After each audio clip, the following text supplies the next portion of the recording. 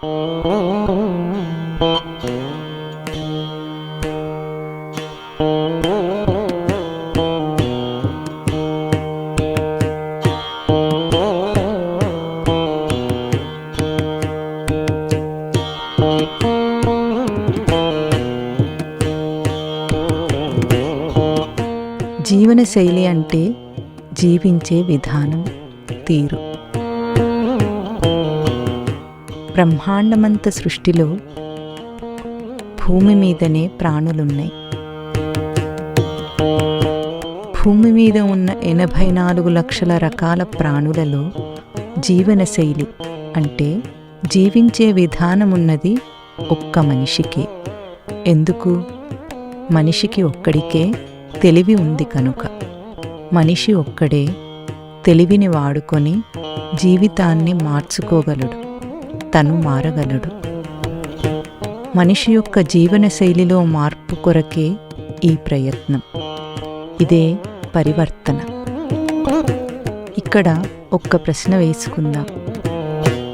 ఇప్పుడు మనిషికి ఏదో ఒక జీవనశైలి ఉన్నది కదా, మరి మార్పు ఎందుకు? తెలుసుకుందాం. సీతాకోక చిలుక రంగురంగుల అందమైన రూపంతో ఆకాశంలో హాయిగా ఎగిరే ముందు ఏం జరిగింది? అది గ్రుడ్డుతో మొదలై గొంగళి పురుగుగా మారి కోశస్థ దశలో రూపాంతరం చెంది చివరిగా అందమైన రెక్కలతో బయటకు వస్తుంది. ఈ మొత్తం చక్రానికి కొన్ని వారముల నుండి కొన్ని నెలల వరకు పట్టవచ్చు. గొంగళి పురుగుగా ఉన్న స్థితిలో రాజీపడి ఏదో ఒక జీవితం అని అనుకుని ఉంటే ఆకాశంలో ఎగిరే అందమైన జీవితమును చూడలేదు కదా.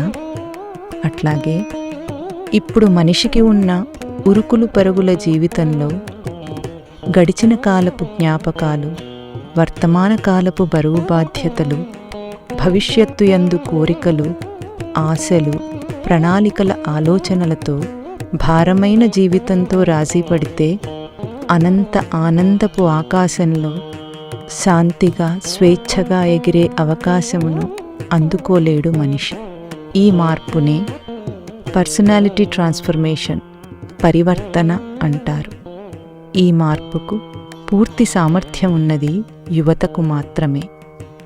యువదశ మనిషి జీవితంలో పూర్ణమైన మానవ సామర్థ్యమును చేరుకునే ముఖ్యమైన దశ. అందుకే శ్రీకృష్ణానంద మఠం యువ బ్రహ్మ తేజస్సు అనే కార్యక్రమంతో యువతకు చేయూతను ఇవ్వటానికి ముందుకు వస్తోంది.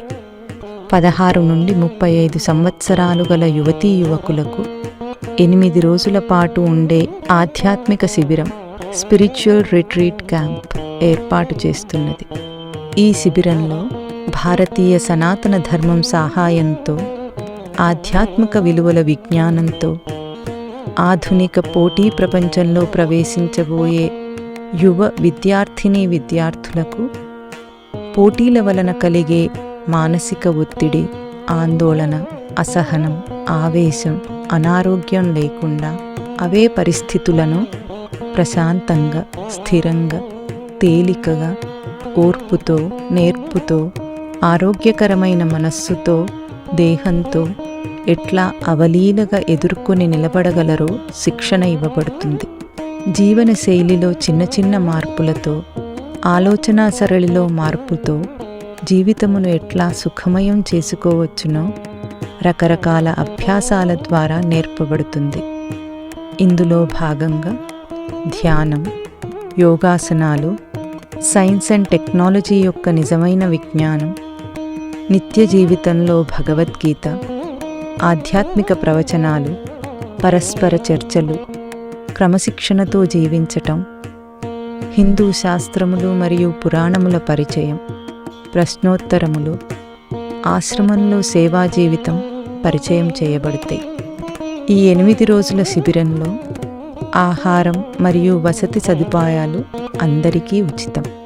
కావలసిందల్లా ఆధ్యాత్మిక జీవితమును రుచి చూడాలనే జిజ్ఞాస, నాలో పరివర్తన రావాలి, నేను మారుతాను అనే దృఢమైన విశ్వాసం, సంకల్పం.